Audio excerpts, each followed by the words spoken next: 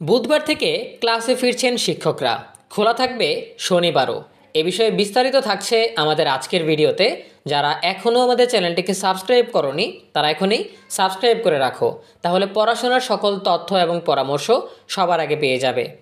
বাড়ি ভাড়া ভাতা 15% করায় দেশের সব বেসরকারি শিক্ষা প্রতিষ্ঠানের এমপিওভুক্ত শিক্ষকরা আগামীকাল বুধবার 22 অক্টোবর থেকে ক্লাসে ফিরছেন।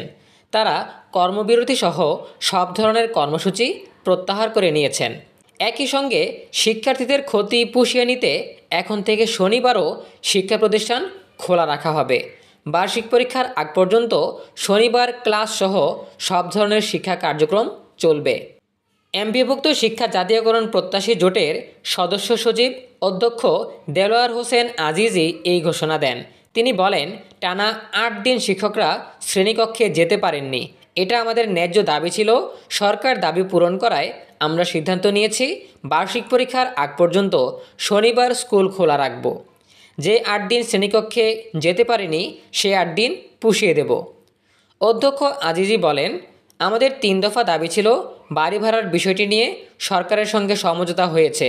বড় দাবিটি পূরণ হয়েছে, এটাই আমাদের বড় বিজয়। আন্দোলন করে প্রজ্ঞাপন নিয়েই বাড়ি ফিরছি। আমাদের আন্দোলন প্রত্যাহার করছি। আগামীকাল বুধবার থেকে শ্রেণীকক্ষে ফিরছি। প্রিয় শিক্ষার্থীরা, এই ছিল আমাদের হাতে থাকা সর্বশেষ তথ্য। কয়েকদিন যাবৎ শিক্ষকদের আন্দোলনের কারণে তোমাদের ক্লাস স্বাভাবিক নিয়মে হচ্ছিল না। শিক্ষকরা কর্মবিরতিতে থাকায় অনেক সময় তারা শ্রেণীকক্ষে ক্লাস নেননি। তাদের সকল দাবি প্রত্যাহার করে নিয়েছেন, তাদের সকল কর্মবিরতি প্রত্যাহার করে নিয়েছেন।